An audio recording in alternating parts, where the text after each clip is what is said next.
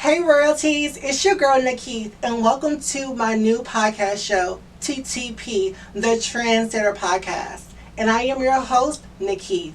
Pride Month is here, and it's time to celebrate. Living authentic as a trans woman has brought so much joy in my life, and I'm truly thankful to find my identity and be happy who I am today. In today's episode, we're going to celebrate Pride Month, and I'm also going to share my coming out story, coming out as a trans woman. Let's get into it. I'm a trendsetter, a go-getter. Just let me tell ya, anyone that goes against me will end up a epic failure. All around the world, this for them girls. I hope y'all enjoy that intro. It's kind of lit. All right, in today's episode, we're going to discuss the origin of Pride Month. What does LGBTQIA plus stand for? And then I'm also going to share my personal experience coming out as a trans woman and my timeline of my transition. Let's go. All right, royalties, let's get into the breakdown of LGBTQIA plus and what it stands for. Of course, the first letter is L. So what do y'all think it stands for? Yeah, that's right, lesbian. Lesbian really basically means women that are attracted to women. Next, we have gay. Now, gay can be like an umbrella of different terms, but mainly it means a man that is attracted to another man. Next, we have B, which stands for bisexual, and that means that you're attracted to both. You're attracted to men and female. The next letter that we have is T, and that stands for transgender, and that means that your gender identity does not reflect of what you were born as birth. For an example, a transgender woman, that means that they were born a male and transitioned to a transgender woman. Vice versa, as a transgender man, born a female at birth, but transitioned to a trans man. Q. Next we have Q, which stands for queer or questioning. That means that you are still part of the community. However, you are still exploring what you like and you love. So it's not like you're stuck on one sex. You love all of them. You're exploring. So that's what Q stands for: queer and questioning. The next one that we have is I, which is the intersex, and this basically means that you have both male and female chromosomes. Next, we have the A, which stands for asexual, and that means that you do not like neither male or female. You just like what you like. And that's what that stands for. Now, we get into the plus. Plus can go for, there's so many terms that you can do, such as non-binary, two-spirit, pansexual, demisexual, and homoerotic as well. Also, that includes agender and also gender fluid. All right, next we're gonna get into my transition story and how I found out who I was as a transgender woman and how I came out living authentic, true to who I am. I knew since the beginning, y'all, I was different. I did not know what was going on. As a kid, I always did girly things. Always liked to play with Barbies.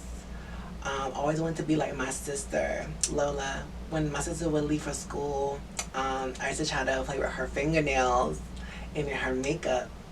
And when my mom would go to the club, when she's getting dressed, I'd go in her closet and put on her heels and stuff like that. I played with her mascara. And but I didn't know, you know what I'm saying? I didn't know who I was. And no one really my family is very small and very close knitted.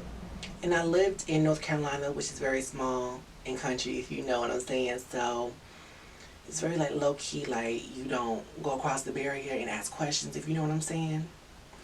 Hold on, I gotta take a thing real quick. So yeah, growing up, of course I had started school, which led into bullying in elementary, and I used to get bullied a lot, y'all. They really used to get in my ass. People say, "Oh, you talk like a girl, and you look like a girl," and all this stuff. And I did not know what they're talking about. I'm just being me. You see what I'm saying? And people used to call me gay and stuff and make fun of me. And I remember coming home crying one day to my mom. And I'm like, Mom, like, I don't know, what is this? I'm being me. And it came to one point, I believe, when I was in elementary school, where I tried to put on a front and act like I'm somebody that I was not. But you can only do that but for so long. You see what I'm saying? So I was like elementary school. I went through it, faced the bullying. Still don't know what was going on, but I knew something was there. Middle school comes.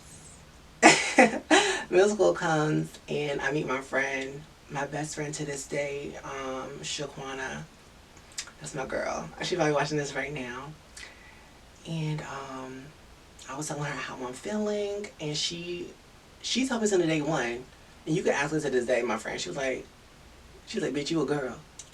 Like, bitch, you a girl. I had my first kiss with this guy in middle school, and so I knew then, okay, I like boys, I like men, or whatever. But of course, I was not out yet. I didn't tell I really didn't tell nobody that I was over here, kissing boys or whatever. I guess you could say I was in the closet. I was in the closet, basically. I was. Okay, so now we're gonna fast forward a little bit. Of course, high school. At this time, I know deep inside that I like boys. I'm really not out the closet as proud, open as gay. I'm not open yet. I came out as a gay man in college. And this happened my sophomore year of college. I would never forget it.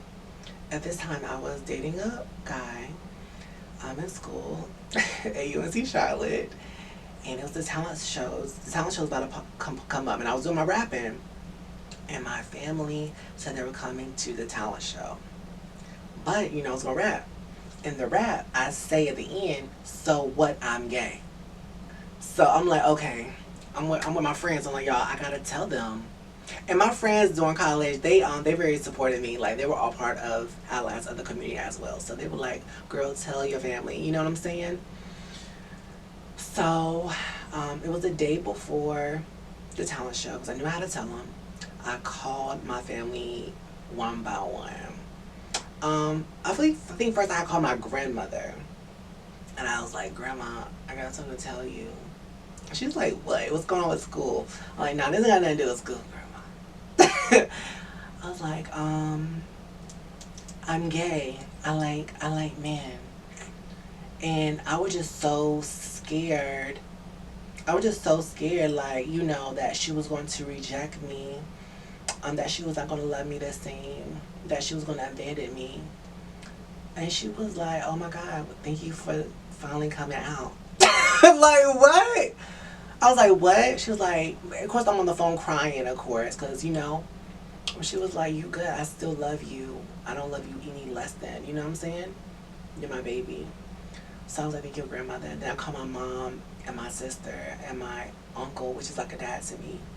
And they gave me basically the same reaction. Like, I love you regardless, And that was that. So they proceeded to come to the talent show, and I said that statement at the end of my rap, so when I'm gay, and the crowd was hype. Like, we won the talent show that night, me and my dancers. And it just felt so good. And if you go to my YouTube channel, you probably can still find that footage to this day. It's still on. I never took it down. Like, the whole arena was lit. Okay, so now we're going to get into what else had happened with my transition. So, of course, I'm still in college. I really started diving into hair and makeup. One of my friends at the time, he did hair and makeup. So, of course, I'm doing my music and shows, so he's on my hair and makeup for me. And I'm just loving it. I'm just loving it so much. And I'm like, girl, like, what is this? Like, I don't know what's wrong. Like, I love my hair and put my makeup on. At that time, I thought I was androgynous. This is 2019. And I went ahead and dropped my album, Androgynous Queen, if y'all remember that album, because at that time I represented as androgynous. So that summer passed, and I remember I linked up with my homeboys. He came to my crib one night, and we chilling, and he's like, I feel like you're going to be a trans woman one day. And I'm like, huh? Like, what are you talking about? Like, what are you talking about? You know, what's up? But that really just like stood in my mind. Like, and I started doing research on what is a transgender, what is a transgender woman, and what do I need to do to become a transgender woman and live in my identity. That's when the pandemic came, y'all, and I was on lockdown. And that's when I went ahead and started doing my own procedures with like finding HRT treatments, doctors, finding how to strengthen my muscles and arms, how to do makeup, contour face, all that. You know what I mean? How to do my hair during that time frame when I was on lockdown. And that's when I came out as a trans woman. And yeah, then that's when I moved to the A. Started taking my HRT, hormone therapy treatment. Then I found a doctor to do my top surgery, which took place last December 2023. Got my breast augmentation. And I've just been living in my own truth and in my identity. And yes, you have those days when, you know, those sad days, but there's a lot of happy days as well. Because, you know, the society can be very mean and rude to people in dating as well. And we're going to get into that in another episode with dating in the trans community, okay? But I'm just so happy for this journey that I was on, that I'm currently still am on as well. And just living my authentic self and being who I am today. For anyone who is on the verge of coming out or scared to come out, I just want to say that you are loved and that you have a community here that loves and supports you. Yes, I know that it can definitely be scary, but go ahead and take that leap and be yourself and be your true authentic self. And be who you are and love yourself and be proud of who you are. You're a beautiful person. And all because you may love opposite sex or want to live your life different from other people, is not like a bad thing. You have to do what's best for you. And I recommend and highly encourage anyone to live their life authentically and be who they are. All right, royalties, and that's today's episode. I want to thank you so much for tuning in to today's first episode of TTP, the Transetter Podcast. Make sure to connect with us on all social media platforms at the Transetter Pod. That's on YouTube, that's on TikTok, Twitter, Instagram. And make sure to subscribe to the YouTube channel, please, and share to a friend. But before I go, I have to give a big thank you and shout out to the people that encouraged me and that have motivated me to go ahead and start this podcast. I have to give a shout out to my sister Lola. I love you, girl. I have to give a shout out to my best friend and my sister Shaquana. And I also want to give a big thank you and shout out to my brother Jadale. All right, this is today's episode, royalties. I love you so much, and I see you next Thursday, the same time, for the next episode. I love you. Bye.